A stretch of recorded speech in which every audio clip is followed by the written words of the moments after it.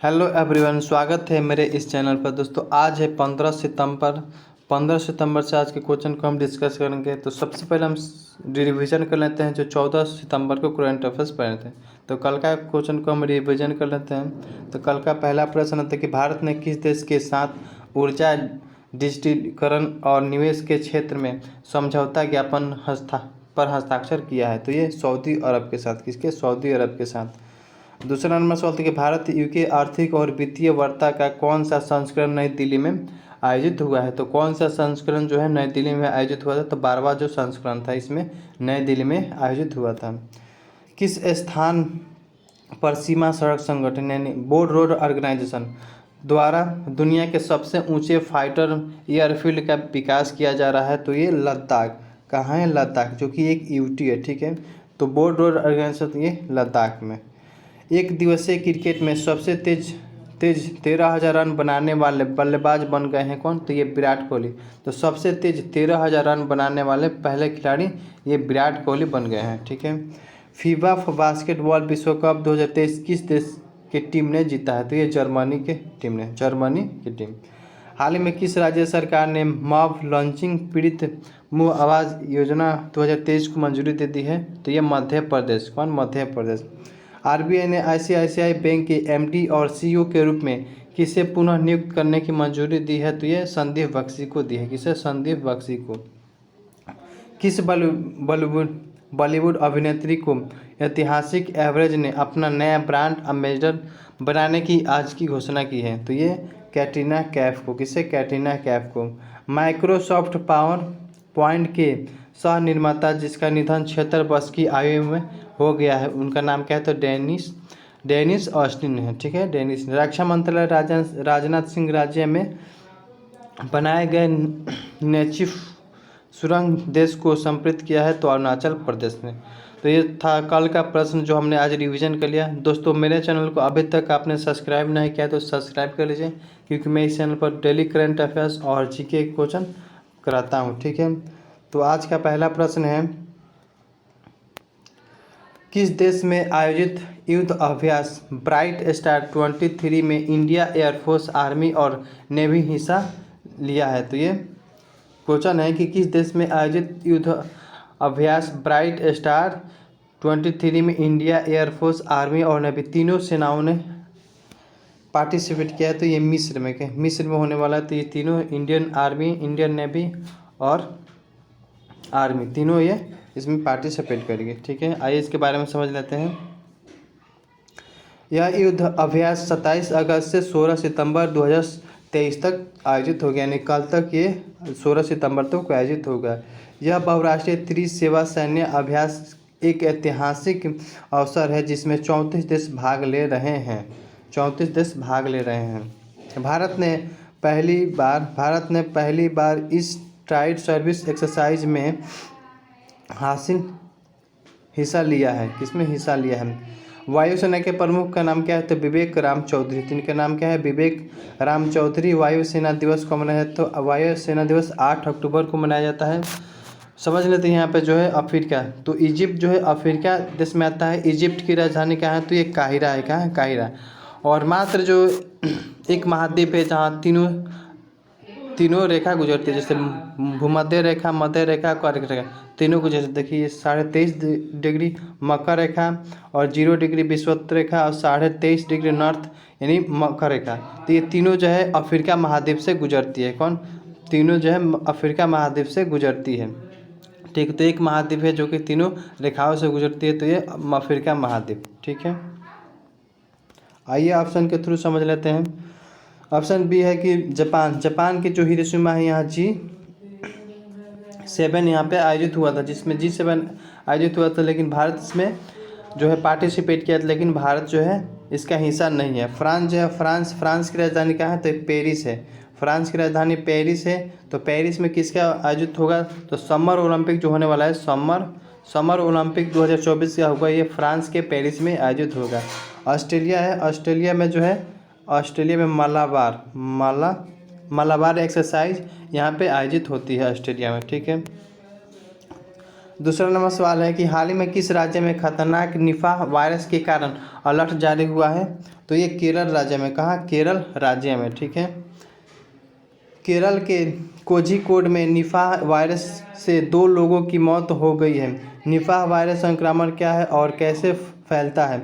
निफाह एक जेनेटिक बीमारी है जिसका अर्थ है कि यह संक्रमित जानवरों और दूषित भोजन के माध्यम से मनुष्यों से फैलता है। निफाह वायरस चमगादड़ और सूअर जैसे जानवरों से इंसानों में फैल सकता है। इस बीमारी को मरने वालों की दर बहुत ज़्यादा है। अब तक इसका कोई ट्रीटमेंट या टीका इंजेक्शन उपलब्ध नहीं हुआ है। जो इस बीमारी हुआ है इसका भी ट्रीटमेंट या टीका इंजेक्शन उपलब्ध नहीं हुआ है। 25 साल यहाँ पे 25 साल पहले मलेशिया में मिला था यह निफाह वायरस खोजा गया था मलेशिया में। WHO विश्व स्वास्थ्य संगठन के मुताबिक 1998 में मलेशिया के सुंगई निफाह गांव में पहली बार निफाह वायरस का पता चला था। इस गांव के नाम पर ही इसका नाम निफाह पड़ा। केरल के बारे में तो भारत में पहली बार सोलर बोट की शुरुआत ये सूर्यवंश मलाबार नदी महोत्सव का 9वां संस्करण ये शुरू हुआ यहीं पे। टर्मिटी फ्लू भी प्रभावित है। सर्वाधिक शिक्षित राज्य ये केरल है। 1 ग्राम पंचायत 1 प्ले ग्राउंड योजना ये केरल ने शुरू किया है। ठीक है। तीसरा नंबर सवाल है कि भारत के ऐसे पहले स्पेस क्राफ्ट का नाम क्या है जिसने अंतरिक्ष से पहली सेल्फी ली है? तो भारत के ऐसे पहले स्पेस क्राफ्ट का नाम क्या है जिसने अंतरिक्ष से पहली सेल्फी ली है? तो ये आदित्य L1। कौन? आदित्य L1। इसका राइट आंसर बी हो जाएगा।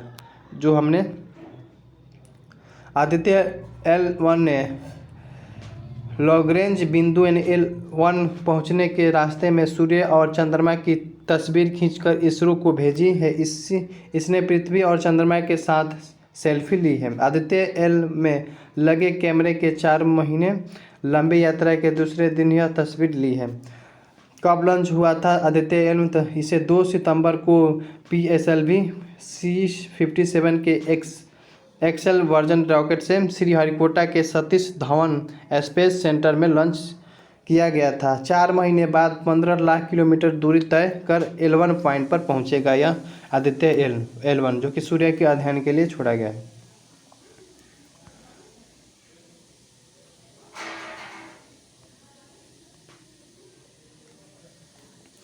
राष्ट्रीय हिंदी दिवस कब मनाया जाता है? तो राष्ट्रीय हिंदी दिवस ये जो है 14 सितंबर को मनाया जाता है। कब? 14 सितंबर को राष्ट्रीय हिंदी दिवस मनाया जाता है। ठीक है।